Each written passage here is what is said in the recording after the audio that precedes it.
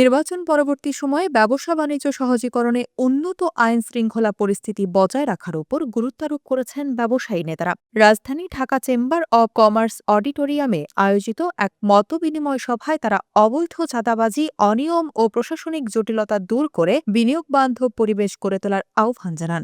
চেম্বারের উদ্যোগে আয়োজিত এই অনুষ্ঠানে অংশ নেন ব্যবসায়ী নেতা, নীতিনির্ধারক ও বিভিন্ন সংস্থার প্রতিনিধিরা। সভায় বক্তারা বলেন, অবৈধ চাঁদাবাজি ব্যবসা পরিচালনায় বড় বাধা হয়ে দাঁড়িয়েছে। এসব কারণে ব্যবসার ব্যয় বাড়ছে এবং দেশীয় বিদেশি বিনিয়োগ নিরুৎসাহিত হচ্ছে। চাঁদাবাজির ব্যাপারে আপনি একটা জিরো টলারেন্সের মতো অবস্থানে আসতেছেন। সোচ্চার আপনি চাঁদাবাজিগুলি কি আপনি হাত দিয়ে দেখানোর জায়গা, যেমন আপনার ইন্টারনেটে এমবি আমরা চোখে দেখি নেই, হাজার হাজার কোটি টাকা জমি খরচ করছি, চাঁদাবাজি অদৃশ্যমান হয়। যেমন আমি আপনাকে উদাহরণ দিই, বর্ডার থেকে একটা গাড়ি দিয়ে লোড করতে যান, বর্ডারে ভাড়া নেবে ধরুন 30,000 টাকা, এখানে 10,000 টাকা আছে বিভিন্ন অলিখিত চাঁদাবাজি। কোনো ভ্যান গাড়ি 1,500 টাকার নিচে তারা ছাড় পায় না। সভায় ব্যবসায়িক প্রতিনিধিরা আরও জানান, অপর্যাপ্ত ও অকার্যকর ট্রাফিক ব্যবস্থাপনার কারণে এক স্থান থেকে অন্য স্থানে মালামাল পরিবহনে অতিরিক্ত সময় লাগছে। এতে সরবরাহ ব্যবস্থায় বিঘ্ন সৃষ্টি হচ্ছে এবং ব্যবসায় পরিচালন ব্যয় বেড়ে যাচ্ছে।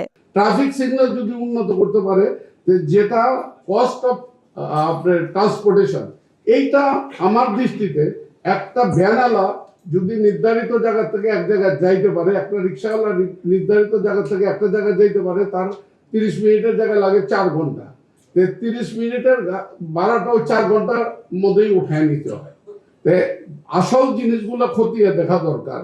ডিসিসিআই সভাপতি তাসকিন আহমেদ জানান, নির্বাচন পরবর্তী সময়ে অর্থনৈতিক স্থিতিশীলতা ও বিনিয়োগ আস্থা পুনর্গঠন এখন সময়ের দাবি। তিনি সংশ্লিষ্ট আইন প্রয়োগকারী সংস্থা, নীতি নির্ধারক প্রতিষ্ঠান ও অর্থনৈতিক মন্ত্রণালয়গুলোর সমন্বিত উদ্যোগের আহ্বান জানান। সংশ্লিষ্ট আইন প্রয়োগকারী সংস্থা, নীতি নির্ধারক প্রতিষ্ঠান এবং অর্থনৈতিক মন্ত্রণালয়গুলোর সমন্বিত উদ্যোগ অত্যন্ত প্রয়োজন।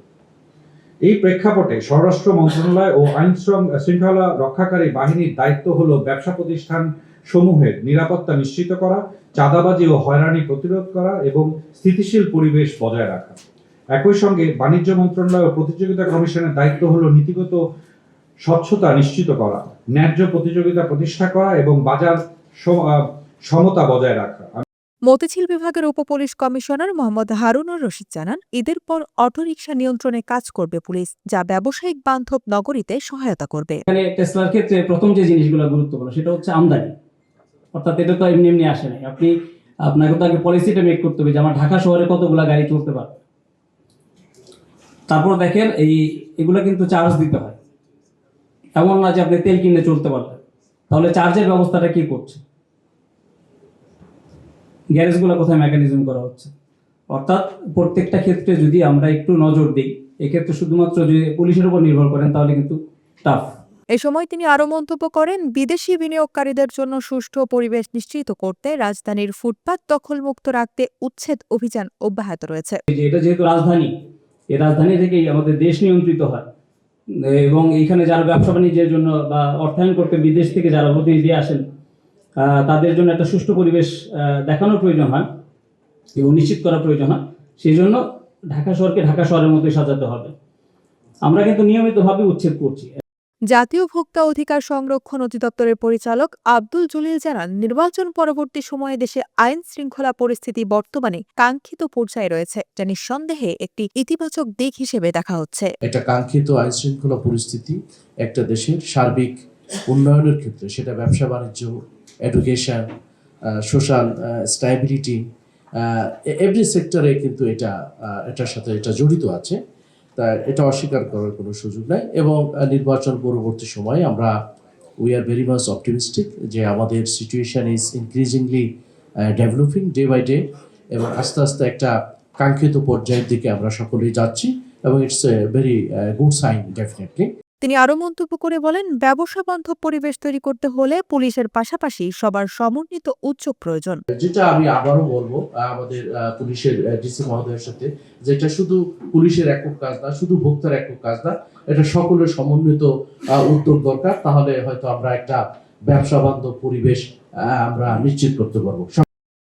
সভায় এফবিসিসিআই এর প্রশাসক মোহাম্মদ আব্দুর রহিম খান জানান, যে কোনো সময় আইন শৃঙ্খলা পরিস্থিতি ও বাজার ব্যবস্থাপনা সঠিক না থাকলে ব্যবসা বাণিজ্যের জন্য সহায়ক পরিবেশ বজায় থাকে না। নির্বাচন পরবর্তী এই দুইটা শব্দ হয়েছে, কারণ এটা শুধু নির্বাচন পরবর্তী না, যে কোনো সময় আপনার যদি আইন শৃঙ্খলা পরিস্থিতি ঠিক না থাকে এবং বাজার ব্যবস্থাপনা যদি সুষ্ঠুভাবে পরিচালিত না হয়, অবশ্যই সেখানে ব্যবসা বাণিজ্য সহায়ক পরিবেশ থাকে।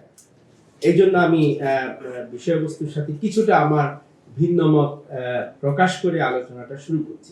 তবে যে কারণে আজকের এই আলোচনার অবতারণা করা হয়েছে, এটা মানে আমার অন্তত বুঝতে দ্বিধা নাই যে নিশ্চয়ই ব্যবসা বাণিজ্যে বেশ কিছুদিন ধরে আমাদের সমস্যা ছিল। আইন শৃঙ্খলা পরিস্থিতি ও বাজার ব্যবস্থাপনা সঠিক রাখতে একটি কার্যকর গণতান্ত্রিক পরিবেশ প্রয়োজন বলে মনে করেন এফবিসিসিআই এর প্রশাসক। সত্যিকার অর্থে গণতান্ত্রিক পরিবেশ ছাড়াই দুটোর কোনোটাই স্বাভাবিকভাবে কাজ করার কোনো সুযোগ নেই।